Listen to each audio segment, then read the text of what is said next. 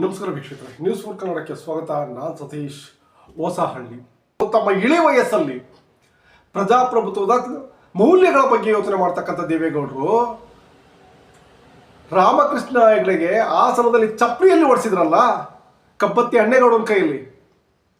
P U ಓದ್ತಾ ಇದ್ದಂಥ ಒಬ್ಬ ಹುಡುಗ ಏನು ಕಬ್ಬತ್ತಿ ಅಣ್ಣೇಗೌಡ ಇದ್ದ, ಅವನ ಕೈಯಲ್ಲಿ ರಾಮಕೃಷ್ಣ ಹೆಗಡೆಗೆ ಚಪ್ಪಲಿಯಲ್ಲಿ ಓಡಿಸಿದಾಗ ಪ್ರಜಾಪ್ರಭುತ್ವದ ಮೌಲ್ಯ ಕುಸಿಯುತ್ತೆ ಅಂತ ದೇವೇಗೌಡರಿಗೆ ಅನ್ಸಿರ್ಲಿಲ್ವಾ? ಹಾಗಾದ್ರೆ ಯಾವತ್ತು ಅನ್ನಿಸ್ತಿಲ್ವ ದೇವೇಗೌಡರಿಗೆ ಪ್ರಜಾಪ್ರಭುತ್ವ ಮೌಲ್ಯ ಕುಸಿಯುತ್ತೆ ಅಂತ?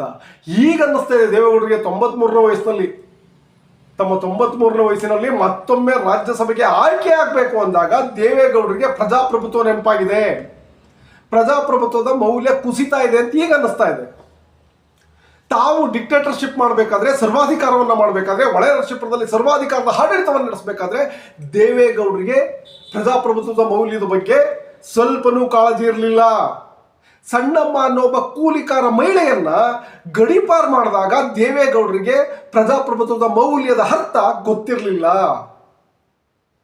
ತನ್ನ ಮಗ ಮೊಮ್ಮಗ ಗುಂಡಾಗಿರಿಯನ್ನ ಮಾಡ್ತಾ ಇರ್ಬೇಕಾದ್ರೆ ಒಳರಾಷ್ಟ್ರದಲ್ಲಿ ದೇವೇಗೌಡರಿಗೆ ಪ್ರಜಾಪ್ರಭುತ್ವ ಅಂದ್ರೆ ಏನು ಅನ್ನೋ ಮೀನಿಂಗ್ ಗೊತ್ತಿರಲಿಲ್ಲ.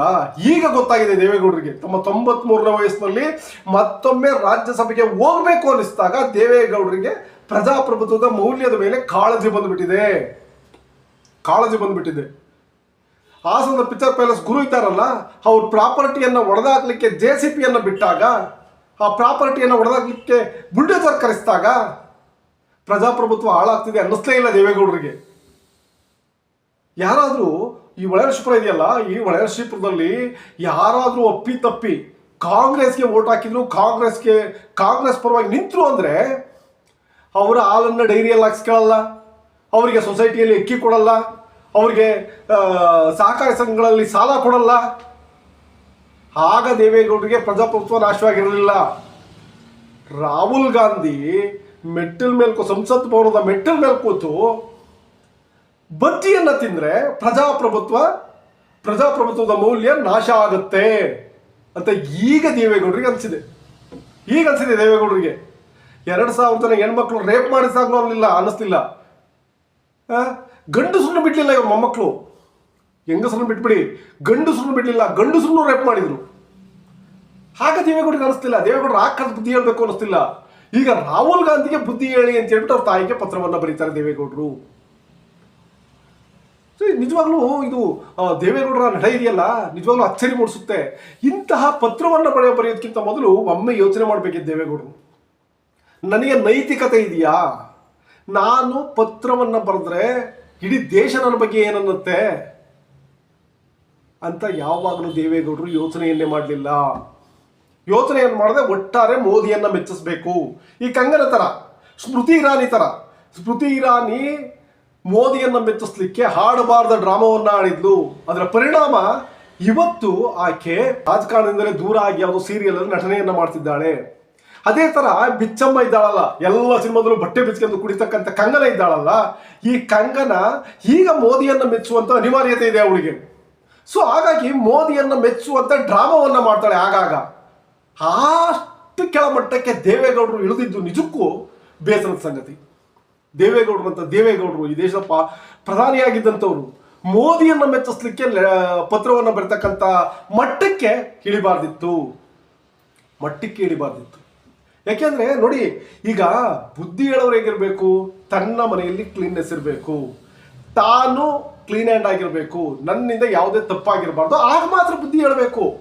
ಆದರೆ ದೇವೇಗೌಡರಿಗೆ ಆ ನೈತಿಕತೆ ಇಲ್ಲ, ಬುದ್ಧಿ ಹೇಳ್ತಕ್ಕಂಥ ನೈತಿಕತೆ ಇಲ್ಲ. ಇಡೀ ದೇಶದಲ್ಲಿ ಪ್ರಜಾಪ್ರಭುತ್ವ ನಾಶ ಆಗಿ ಸರ್ವಾಧಿಕಾರದ ಆಡಳಿತವನ್ನ ಮಾಡ್ತಾ ಇದ್ದಂಥ ಪ್ರಧಾನಿ ಮೋದಿ ಅವರಿಗೆ ದೇವೇಗೌಡರು ಪತ್ರವನ್ನು ಬರೆದಿದ್ದು. ಇವತ್ತು ರಾಹುಲ್ ಗಾಂಧಿಗೆ ಪತ್ರವನ್ನು ಬರೆದಿದ್ರೆ ನಿಜವಾಗಲೂ ದೇವೇಗೌಡರ ನಡೆಯನ್ನು ಮೆಚ್ಚಬಹುದಿತ್ತು. ಆದರೆ ಇಡೀ ದೇಶದಲ್ಲಿ ಸರ್ವಾಧಿಕಾರಿ ಆಡಳಿತವನ್ನು ಮಾಡ್ತಿದ್ದಂಥ ಮೋದಿಯ ವಿರುದ್ಧ ಪತ್ರವನ್ನು ಬರೆಯಬೇಕಾಗಿರ್ತಕ್ಕಂಥ ದೇವೇಗೌಡರು ಒಬ್ಬ ಸಿಟ್ಟಿಂಗ್ CM ಅನ್ನ ಬಂಧಿಸ್ತಾರೆ, ಸಿಟ್ಟಿಂಗ್ MP ಗಳನ್ನ ಬಂಧಿಸ್ತಾರೆ, ಸಿಟ್ಟಿಂಗ್ MLA ಗಳನ್ನ ಬಂಧಿಸ್ತಾರೆ. ಆಗ ದೇವೇಗೌಡರು ಪತ್ರವನ್ನು ಬರಲಿಲ್ಲ. ಈ ತರ ಆದ್ರೆ ಪ್ರಜಾಪ್ರಭುತ್ವದ ಮೌಲ್ಯ ಕುಸಿದೋಗುತ್ತೆ, ಪ್ರಜಾಪ್ರಭುತ್ವ ಹಾಳಾಗುತ್ತೆ, ಪ್ರಜಾಪ್ರಭುತ್ವವನ್ನು ಬೆಲೆಯನ್ನ ಕಳ್ಕೊಳ್ಳುತ್ತೆ ಅಂತ ದೇವೇಗೌಡರು ಅವತ್ತು ಪತ್ರವನ್ನು ಬರೀಲಿಲ್ಲ. Sitting CM ಕೇಜ್ರಿವಾಲ್ನ ಬಂಧಿಸಿರ್ತಾರೆ. ಆದರೂ ಕೂಡ ದೇವೇಗೌಡರ ಬಗ್ಗೆ ಪ್ರಶ್ನೆ ಮಾಡಲ್ಲ.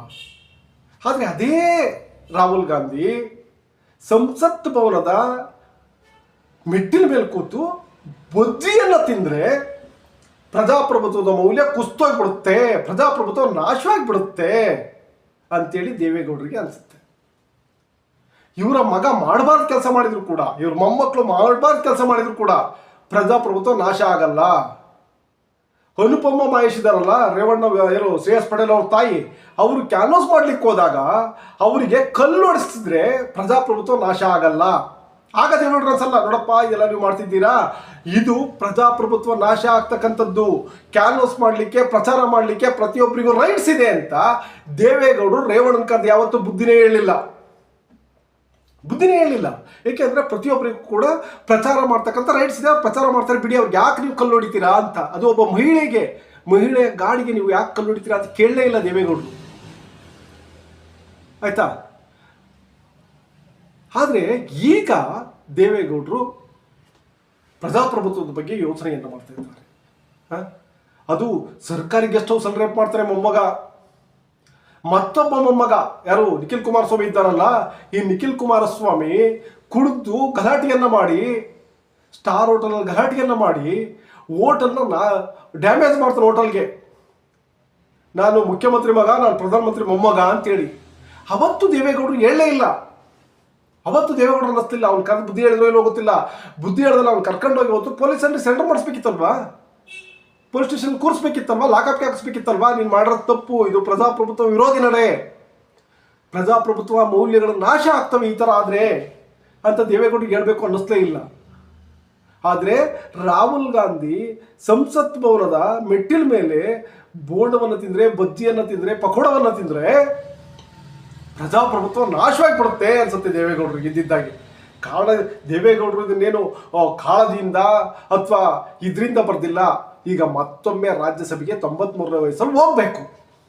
ಇಲ್ಲಿ ರಾಜ್ಯದಲ್ಲಿರ್ತಕ್ಕಂಥ ಭಾರತೀಯ ಜನತಾ ಪಕ್ಷದ ನಾಯಕರಿಗೆ ಹೋಗ್ತಾ ಇಲ್ಲ. ಸದಾನಂದ ಗೌಡರನ್ನ ನಾವು ರಾಜ್ಯಸಭೆಗೆ ಕಳಿಸ್ತೀವಿ ಅಂತ ಯಡಿಯೂರಪ್ಪ ನೇರವಾಗಿ ಹೇಳ್ತಾ ಇದ್ದಾರೆ. ಹಾಗಾಗಿ ಮೋದಿಯನ್ನು ಮೆಚ್ಚಿಸ್ಕೋಬೇಕು, ದೇವೇಗೌಡರು ರಾಜ್ಯಸಭೆಯಲ್ಲಿ ಇರಬೇಕು, ದೇವೇಗೌಡರು ನಮ್ಮ ಜೊತೆ ಇರಬೇಕು, ದೇವೇಗೌಡರು ನಮ್ಮ ಜೊತೆ ಇದ್ದರೆ ಧ್ವನಿ ಎತ್ತಾರೆ. ಇಂತಹ ಸಂದರ್ಭದಲ್ಲಿ ದೇವೇಗೌಡರನ್ನು ಉಪಯೋಗಿಸ್ಕೋಬಹುದು ಅನ್ನೋದು ಮೋದಿಗೆ ತಲುಪಬೇಕು. ಆ ಕಾರಣಕ್ಕೆ ದೇವೇಗೌಡರು ಒಂದು ಪತ್ರವನ್ನು ಬರೀತಾರೆ, 2 ಪುಟಗಳ ಸುದೀರ್ಘ ಪತ್ರವನ್ನು ಬರೀತಾರೆ. ಇದು ರಾಹುಲ್ ಗಾಂಧಿ ಬುದ್ಧಿ ಹೇಳಲಿಕ್ಕಲ್ಲ, ಬದಲಾಗಿ ರಾಜ್ಯಸಭೆಗೆ ಇಂಡೆಂಟ್, ರಾಜ್ಯಸಭೆಗೆ ನನ್ನನ್ನು ವಾಪಸ್ ಕರೆಸ್ಕೇಳಿ ನೀವು ಅನ್ನೋ ಇಂಡೆಂಟನ್ನ ಇಂಡೈರೆಕ್ಟ್ ಆಗಿ ದೇವೇಗೌಡರು ಆಗ್ತಕ್ಕಂಥದ್ದು. ಅದು ಬಿಟ್ಟರೆ ದೇವೇಗೌಡರಿಗೆ ಪ್ರಜಾಪ್ರಭುತ್ವದ ಮೌಲ್ಯ ಗೊತ್ತಿದ್ರೆ ದೇವೇಗೌಡರೇ ತಪ್ಪು ಮಾಡ್ತಿರ್ಲಿಲ್ಲ. ಇದು ಕೆರೆಗಳನ್ನ ಹೊಡೆದಾಕಿದ್ರಲ್ಲ, ಆ ಕೆರೆಗಳನ್ನು ಹೊಡೆದಾಕ್ತಿರ್ಲಿಲ್ಲ. ರಾಮಕೃಷ್ಣ ಹೆಗಡೆ ಅವರಂತವ್ರಿಗೆ ಚಪ್ಪಲಿಯಲ್ಲಿ ಹೊಡೆಸ್ತಿರ್ಲಿಲ್ಲ. ಪ್ರಜಾಪ್ರಭುತ್ವದ ಮೌಲ್ಯ ದೇವೇಗೌಡರಿಗೆ ಅರ್ಥ ಆಗಿದ್ರೆ ಇಡೀ ತನ್ನ ಕ್ಷೇತ್ರವನ್ನ ಸರ್ವಾಧಿಕಾರಿಯಂತೆ ತನ್ನ ಕಬ್ಜದಲ್ಲಿ ಇಟ್ಕೊತಿರ್ಲಿಲ್ಲ, ತನ್ನ ಕಪಿಮುಷ್ಟಿಯಲ್ಲಿ ಇಟ್ಕೊಂಡು ಅಧಿಕಾರವನ್ನು ಮಾಡ್ತಿರ್ಲಿಲ್ಲ, ವಿರೋಧಿಸೋರ ವಿರುದ್ಧ ದಬ್ಬಾಳಿಕೆಯನ್ನು ಮಾಡ್ತಿರ್ಲಿಲ್ಲ. ಆ ಸಣ್ಣಮ್ಮ ಅನ್ನೋ ಒಬ್ಬ ಕೂಲಿಕಾರ ಮಹಿಳೆಯನ್ನ ಹಾಸನ ಜಿಲ್ಲೆಯಿಂದ ಯಾವುದೇ ಕಾರಣಕ್ಕೂ ಗಡೀಪಾರು ಮಾಡಿಸ್ತಿರ್ಲಿಲ್ಲ. ಜಸ್ಟ್ ಒಬ್ಬ ಕೂಲಿಕಾರ ಮಹಿಳೆ, ಅವಳು ಕೂಲಿ ಮಾಡ್ಕೊಂಡು ಬದುಕ್ತಾ ಇರ್ತಾಳೆ, ಒಂದು ಎಕರೆ ಕೂಡ ಆಕೆ ಜಮೀನಿರಲ್ಲ. ಅಂತಹ ಸಣ್ಣಮ್ಮನನ್ನ ದೇವೇಗೌಡರು ಪ್ರಧಾನಮಂತ್ರಿ ಆಗಿದ್ದಾಗ ಗಡೀಪಾರು ಮಾಡಿಸ್ತಾರೆ ಅಂತ. ಅವಳರು ಕೊಲೆಗಾತಿ ಅಲ್ಲ, ಅವಳ ಮೇಲೆ ಕ್ರಿಮಿನಲ್ ಕೇಸ್ಗಳಿರಲ್ಲ. ಅವಳನ್ನ ಡೈರೆಕ್ಟ್ ಇವರು ಯಾವುದೋ ರೌಡಿಯನ್ನು ಗಡೀಪಾರು ಮಾಡಿದಾಗ ಗಡೀಪಾರು ಮಾಡಿಸ್ತಾರೆ. ಪ್ರಜಾಪ್ರಭುತ್ವ ಮೌಲ್ಯ ಗೊತ್ತಿದ್ದಂಥ ಯಾರಾದರೂ ಕೂಡ ಇಂತಹ ಕೆಲಸವನ್ನ ಒಂದು ಹಳ್ಳಿ ಮಹಿಳೆಯ ಮೇಲೆ ಮಾಡ್ತಿರ್ಲಿಲ್ಲ. ಇದುವರೆಗೆ ಯಾವುದೇ ನಮ್ಮ ದೇಶದ ಪ್ರಧಾನಿ ಮಾಡಿಲ್ಲ, ಮುಂದೆ ಮಾಡೋದೂ ಇಲ್ಲ. ಒಬ್ಬ ಸಾಮಾನ್ಯ ಮಹಿಳೆಯನ್ನ ಗಡೀಪಾರು ಮಾಡ್ತಕ್ಕಂಥ ಕೆಲಸವನ್ನ ಈ ದೇಶದ ಯಾವ ಪ್ರಧಾನಿಯೂ ಮಾಡಿಲ್ಲ, ದೇವೇಗೌಡರನ್ನ ಹೊರತುಪಡಿಸಿ. ಆದರೂ ದೇವೇಗೌಡರನ್ನ ಕ್ಲೀನ್ ಹ್ಯಾಂಡ್ ಅಂತಾರೆ. ನಾನು ಅಯ್ಯೋ ನನ್ನಷ್ಟು ಕ್ಲೀನಾಗಿ ಅಧಿಕಾರ ಮಾಡಿದವರೇ ಇಲ್ಲ ಅಂತಾರೆ. ಒಕ್ಕಲಿಗ ಮಠವನ್ನ ಇಬ್ಬಾಗ ಮಾಡ್ತಾರೆ, ಕ್ಲೀನಾಗಿ ಅಧಿಕಾರ ಮಾಡಿದಂಥ ದೇವೇಗೌಡರು. ಒಟ್ಟಾರೆ ದೇವೇಗೌಡರಿಗೆ ರಾಜ್ಯಸಭೆಗೆ ಹೋಗ್ಬೇಕು ಅಂದ್ರೆ ಎಲ್ಲ ಮೌಲ್ಯಗಳು ನೆನಪಾಗ್ಬಿಡ್ತವೆ, ಎಲ್ಲವೂ ನೆನಪಾಯ್ತು ದೇವೇಗೌಡರಿಗೆ. ಅಧಿಕಾರ ಬೇಕು ಅಂದಾಗ ಯಾರ ಜೊತೆ ಬೇಕಾದ್ರೂ ಹೋಗ್ಲಿಕ್ಕೆ ರೆಡಿ ಇರ್ತಾರೆ, ಏನು ಬೇಕಾದ್ರೂ ತನ್ನ ಸಿದ್ಧಾಂತಕ್ಕೂ ತಿರಾಂಜಲಿಯನ್ನು ಹೇಳ್ತಾರೆ, ತನ್ನ ಇದನ್ನು ಬೇಕಾದ್ರೆ ಬಿಟ್ಬಿಡ್ತಾರೆ. ತನ್ನ ಮಕ್ಕಳು ಮೊಮ್ಮಕ್ಕಳು ಮಾಡಬಾರ್ದು ಮಾಡ್ತಾ ಇದ್ರು, ಅದು ದೇವೇಗೌಡರ ಕಣ್ಣಿಗೆ ಕಾಣಿಸದೇ ಇಲ್ಲ. ರಾಹುಲ್ ಗಾಂಧಿ ಅಂತ ಒಬ್ಬ ನಾಯಕ ಎಲ್ಲಾದರೂ ಬಜ್ಜಿ ತಿಂದುಬಿಟ್ರೆ ಅದು ದೊಡ್ಡ ಅಪರಾಧ ಆಗುತ್ತೆ. ಬಜ್ಜಿ ತಿನ್ನೋದು ದೊಡ್ಡ ಅಪರಾಧ. ಇವರು ಗಡಿಪಾರು ಮಾಡೋದು ಅಪರಾಧ ಅಲ್ಲ, ಇವ್ರು ಚಪ್ಪಲಿ ಓಡಿಸೋದು ಅಪರಾಧ ಅಲ್ಲ, ಇವ್ರು ರೇಪ್ ಮಾಡಿದ್ರು ಅಪರಾಧ ಅಲ್ಲ. ಇವ್ರ ಮಗ ಇವರು ನೋಡಿ, ಇನ್ನೂ ಒಂದೇನಂತಂದರೆ ಹೊಳೆನರಸೀಪುರದಲ್ಲಿ ಲಕ್ಷ್ಮೀ ನರಸಿಂಹಸ್ವಾಮಿ ಟೆಂಪಲ್ ಇದೆ. ಆ ಟೆಂಪಲ್ನಲ್ಲಿ ದೇವೇಗೌಡರ ಮನೆಯವ್ರು ಕೊಟ್ಟರೆ ಮಾತ್ರ ಪ್ರಸಾದವನ್ನು ಕೊಡಬೇಕು, ಬೇರೆಯವ್ರ ಪ್ರಸಾದವನ್ನು ಕೊಡುವಂತಿಲ್ಲ. ಬೇರೆಯವ್ರು ಯಾರು ಪ್ರಸಾದ ಕೊಡುವಂತಿಲ್ಲ. ಅಲ್ಲಿ ದೇವೇಗೌಡರ ಮನೆಯವರೇ ಪ್ರಸಾದವನ್ನು ಕೊಡಬೇಕು, ಆಯ್ತಾ. ನಂತರ ದೇವೇಗೌಡರ ಮನೆಯವ್ರು ಯಾವ ಬಟ್ಟೆ ಹಾಕಿರ್ತಾರೆ ಅದು ಹಳೆ ಬಟ್ಟೆ ಹರಿದೋಗಿದ್ರು ಕೂಡ ಅದೇ ಬಟ್ಟೆಯಲ್ಲಿ ರಥೋತ್ಸವವನ್ನು ಮಾಡಬೇಕು, ಮತ್ತು ಬೇರೆಯವ್ರ ಕೊಟ್ಟ ಬಟ್ಟೆಯನ್ನು ಹಾಕುವಂತಿಲ್ಲ. ಇದು ಪ್ರಜಾಪ್ರಭುತ್ವದ ಮೌಲ್ಯವನ್ನು ಉಳಿಸ್ತಕ್ಕಂಥದ್ದ. ನಿಮ್ಮ ಅನಿಸಿಕೆ ಅಭಿಪ್ರಾಯಗಳನ್ನು ಕಮೆಂಟ್ ಮಾಡಿ. ವಿಡಿಯೋ ಇಷ್ಟ ಆದರೆ ಲೈಕ್ ಮಾಡಿ, ಶೇರ್ ಮಾಡಿ, ತಪ್ಪದೇ ಚಾನಲನ್ನು ಸಬ್ಸ್ಕ್ರೈಬ್ ಮಾಡಿ. Thank you.